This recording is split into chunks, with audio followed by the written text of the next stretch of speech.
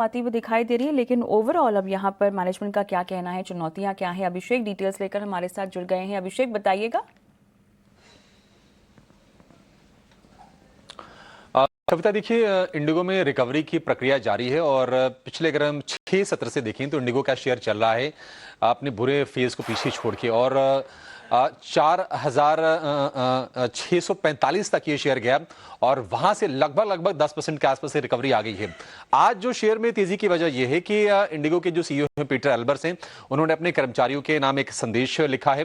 काफी लंबी चौड़ी बातें उन्होंने उसमें कही हैं। उन्होंने कहा है कि जो 3 खराब दिन थे हमारे 19 साल के डेडिकेशन को, हमारी मेहनत को डिफाइन नहीं कर सकते, और उन्होंने अपने कर्मचारियों का शुक्रिया अदा किया है, अपने पायलट्स का, अपने क्रू मेंबर्स का, अपने कस्टमर सर्विस का, बाकी सभी विभागों का, और ये कहा है कि आप मेहनत से फोकस होकर काम करते रहिए और अफवाहों में आप ना पड़िए। उन्होंने ये भी कहा है कि जांच के लिए एक एक्सटर्नल एविएशन एक्सपर्ट को नियुक्त कर दिया गया है और चीजें अब बेहतर स्थिति में आती हुई दिखी हैं। जो उड़ानें हैं वो 2200 उड़ानों तक बहाल हो गई हैं, तो चीजें पटरी पर लौटती हुई दिखाई दे रही हैं। और उन्होंने कहा है कि इस तूफान के बाद हमने फिर से अपने पंख वापस पा लिए हैं।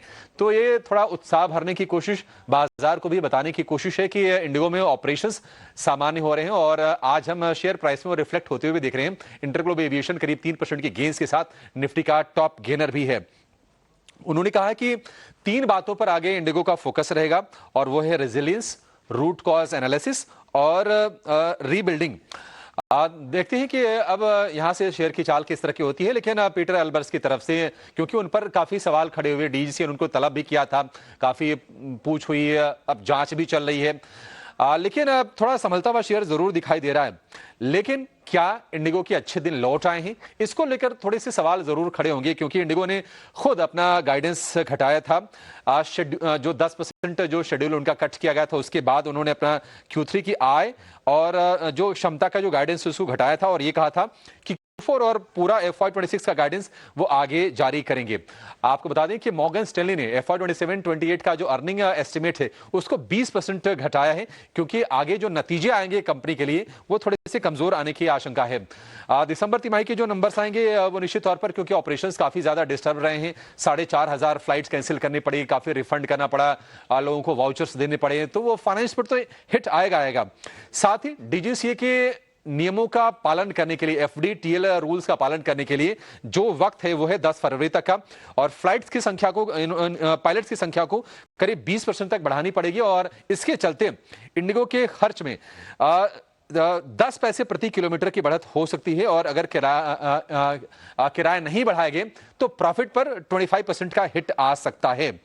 इंडिगो पर हालांकि कुछ ब्रोकरेज हाउसेस की रिपोर्ट्स हाल फिलहाल आई हैं, उनका भरोसा कायम है। एलारा कैपिटल की बाई की रेटिंग है 6020 के टारगेट है, मॉर्गन स्टैनली ओवरवीट की रेटिंग है 6300 के टारगेट है। गोल्डमैन सैक्स की कल रिपोर्ट आई, थोड़े बहुत इन्होंने अपने टारगेट ट्रिम जरूर किए हैं, लेकिन इनकी बाई की रेटिंग है 5600 के टारगेट के लिए। इन्वेस्टर की सेल की रेटिंग बरकरार है, 4,50 के टारगेट उनके हैं, और कोटक की एड की रेटिंग है इंडिगो के शेयर को लेकर 5700 के टारगेट के लिए। तो चीजें बेहतर हो रही हैं। आगे देखते हैं कि जो डैमेज हमने 5,900 के भाव से देखा था, क्या इंडिगो उसको अचीव कर पाएगा, या फिर एक अर्निंग का हैंगओवर शेयर प्राइस पर आगे बनेगा। 6 सत्र की तेजी हो गई है, अब आगे की चाल देखनी काफी इंटरेस्टिंग होगी।